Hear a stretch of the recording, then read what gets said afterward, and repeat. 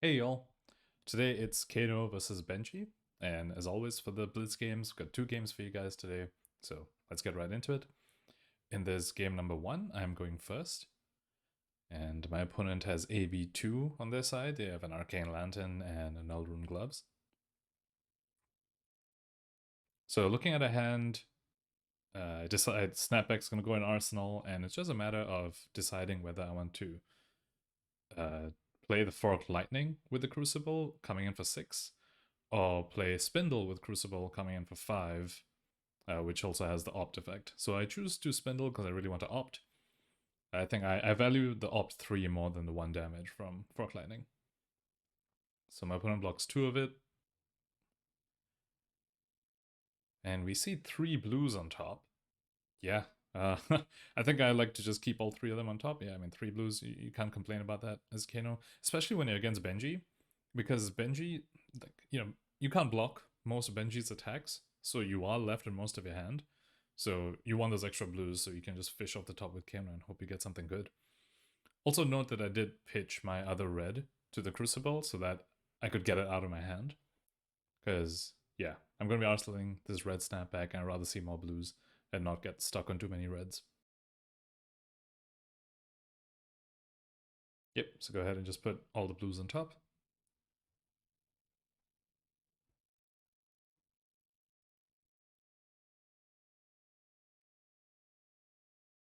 Alright, so my opponent starts with the Kodachi, which is actually something we can block.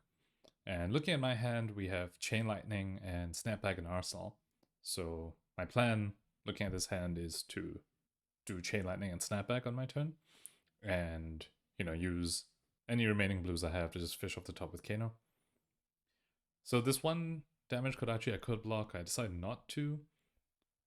Because I'd rather just have the resources in case my opponent forces me to go off. Like if they play a Spring Tidings, or if they crack their equipment to Spring Tidings me.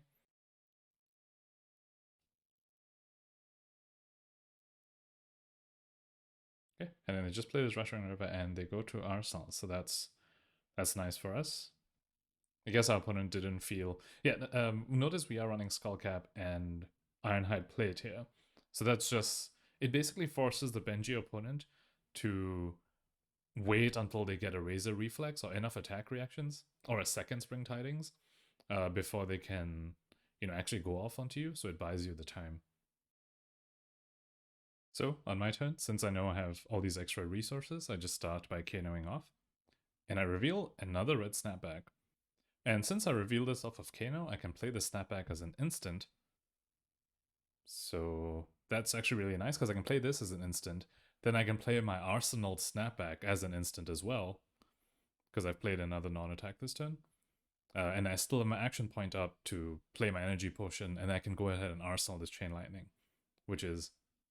Yeah, I get my energy potion out, I get to Arsenal the Chain Lightning. It's a lot more efficient use of everything I have. So yeah, so that's what I go ahead and do. Start with the Crucible, and then play this as an instant, because it was banished off of Kano.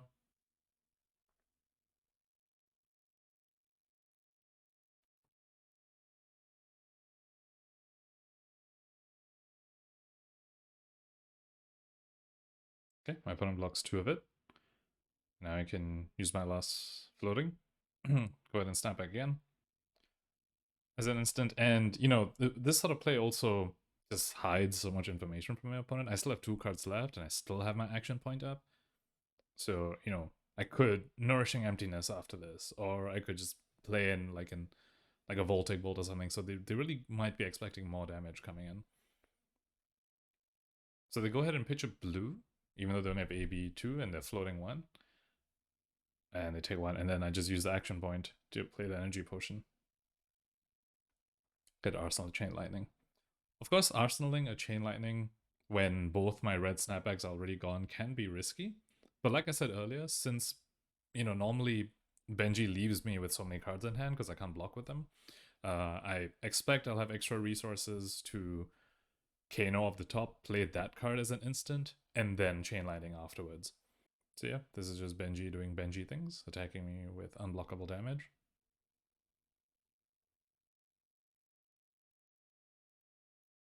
Yep, again, so my opponent's just waiting until they get an attack react that can go above my skull cap and ironhide plate. Okay, so we just go ahead and spindle for 5, pitch away the red, because Tomb of Aether Wind is not something you want to see in your hand. And my opponent just takes the 5, so they let me opt 5, and this is obviously telling, so my opponent clearly has found their attack reacts now. So we get to opt 5, which is obviously, very dangerous for my opponent. We say Blazing Aether, which is awesome. And I still have a blue left in hand, so I can actually just play this. So then I'm just deciding for the turn after this, because at this point I'm just going to put Blazing Aether on top and Kano it off. And then turn afterwards, just looking at what I've opted here, I'm going to send a Nourishing Emptiness to the bottom. It's not going to matter anymore. And I have 2 blues plus Stir, so that along with a Chain Lightning in my arsenal is just going to be lethal straight up. Because I'll just Storm Striders out the Stir, and then Chain Lightning is now coming in for 6. I'll buff it with Crucible and Metacarpus. It's coming in for 8. So yep. Go ahead and pitches. Blazing Aether now coming in for 5. Okay, my opponent takes the 5. And theoretically, I actually could just kill my opponent right now.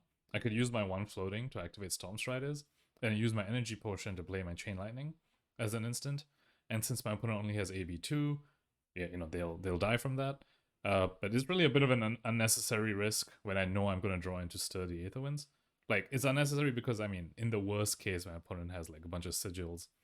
They potentially survive that Chain Lightning play. It's obviously not really a thing I need to play around, because it's unlikely my opponent's running it, but, it's also not a risk I need to take. So, because I'm just going to respond to the first thing they do and just kill them. Okay, so my opponent starts with 100 wins and I actually say no blocks, and then they attack react. And before they get to draw from Ancestral Empowerment, that's when I decide I'm just going to pop Storm Striders and go off.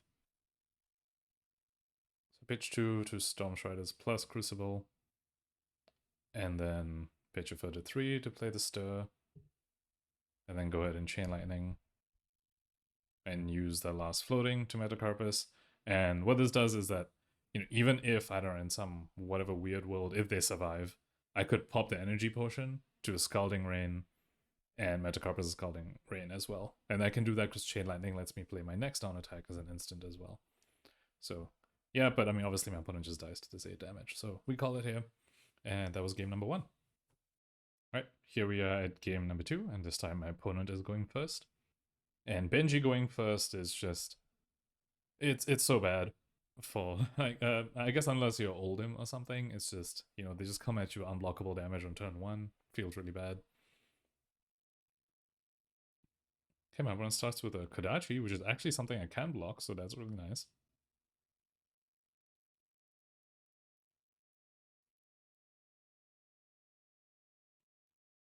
And then a Crane Dance, which I cannot block, and yeah. Coming in for 2. Benji's ability is not active because the first attack didn't hit. And then before the end, I'm just gonna try and fish for Kano. If I get a 1 cost thing or a 0 cost thing, I might be able to play it. I see a Blazing Aether. So I actually decide to banish it because I don't want to draw it into this hand. I know what I want to arsenal as a Wildfire. So yeah, like if I, pitch a Potion of Deja Vu, if I see an Energy Potion or another Potion of Deja Vu or Tomb of Aether Wind or 1 cost like Scalding Rain or something, those are hits I would like to see. Or if it's a blue, I might just leave it up there because I know I want a blue for the spindle. But Blazing Aether would just be difficult to get rid of, and it's potential. And if I draw Blazing Aether and another red, then I can't Crucible the Aether Spindle, which I want to play. So I just go ahead and banish it. And then here again, we have the similar to the previous game, we have the option of doing the Voltic Bolt for 6, or doing Aether Spindle for 5 and getting the opt. Again, I value the opt 3 more than the 1 extra damage. So I got an Aether Spindle, but I do pitch away the Voltic Bolt because I'm going to Arsenal Wildfire, and when you Arsenal Wildfire, you kind of just want to see a bunch of blues. I don't want to be stuck in this red Voltic Bolt.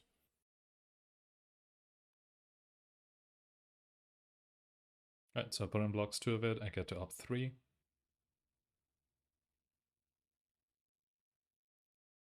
Okay, so we see Chain Lightning, I have a Fidget, and another Blazing Aether. So like I said, I'm arsenaling Wildfire, and so I just want to see a bunch of blues. I know that my Storm Striders are going to be used on the Wildfire, so having Chain Lightning or Blazing Aether in hand isn't going to be very useful.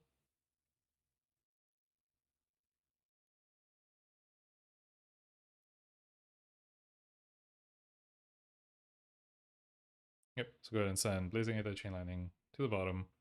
I have a Fidget on top. I have a Fidget really nice to have. Yeah, to have in hand when I have when I'm planning to play Wildfire. And we draw into 4 blues, which is quite perfect. Okay, opponent starts with Ride the Tailwind, can't block this. I mean, I could block it with Skullcap, but I'm not going to. Skullcap's obviously being saved for Spring Tidings. It's what, yeah, having Skullcap and Ironhide Plate means my opponent needs Razor Reflex to be able to, before they, would dare try and Spring Tidings me.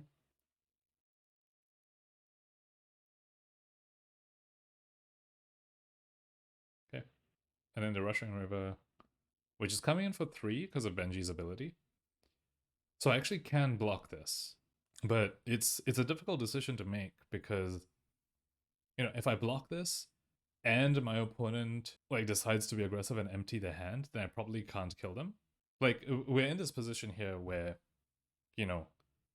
we both are waiting for the other to go off before we go off. So to help make my decision easier, I just go ahead and pitch a Zyva since I know I'm not blocking with it anyway. So I'm gonna pitch it to Kano and see what I get. To follow up with the Aether Wildfire. I see 2 blues. Energy Potion, obviously not useful right now. A blue Snapback is, potentially okay, but I feel like I can do better. Like, I feel like my opponent forces me to go off right now. Then Wildfire into a blue Snapback isn't going to cut it. So I send them both to the bottom and just, pray to the Kano gods.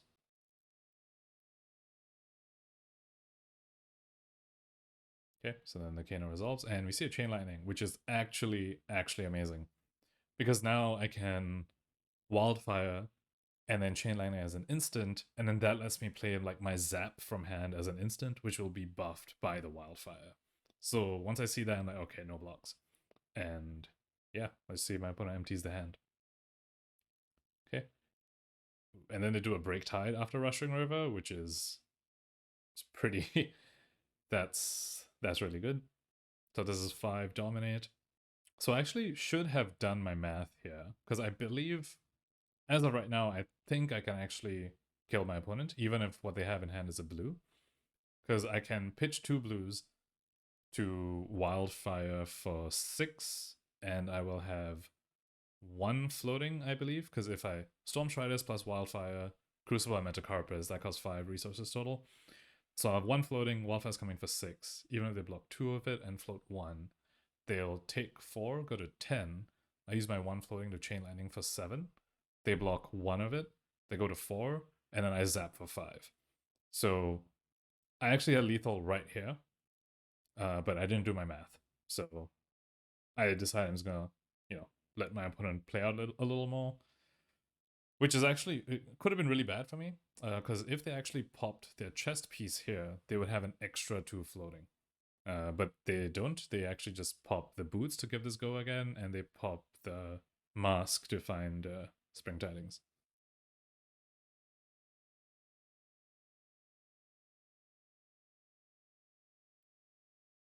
Yep, so they find the Spring Tidings, and they also resolve the Break Tide hit trigger, which lets them banish card from the top. It's nice that the cards they get from the headpiece and Break Tide, it's banished, so it's not extra resources for them to pitch.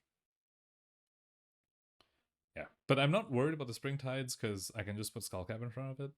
And if what they have in hand is Ancestral Empowerment, well then they'll have no cards in hand and I can just go off and kill them in response. So honestly, I'm feeling pretty good at this point. And then they actually just go ahead and use their last card in hand, so I go ahead and do the whole Storm Striders, the Wildfire play.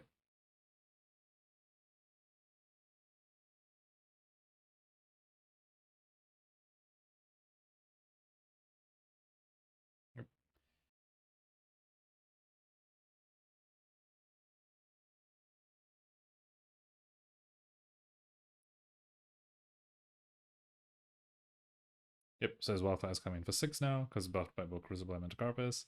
Still have 1 floating for Chain Lightning, and then I'll be able to zap after that as well. So really I should have done this while the Break Tide was on the stack, so that I don't let my opponent use the chess piece if they were going to. Of course, they could have done it previously on the Rushing River, but yeah. So yeah, those were the 2 games. 2 very quick games, of course. It's Blitz. And we managed to get there sometimes, you know, like, so this was a sort of case where the Benji opponent put me on, do you have it? And, you know, in the end, we did have it. So that was nice. Well, of course, it's Blitz, so sometimes, you know, you just don't have it. So, thank you for watching, and hope you enjoyed it.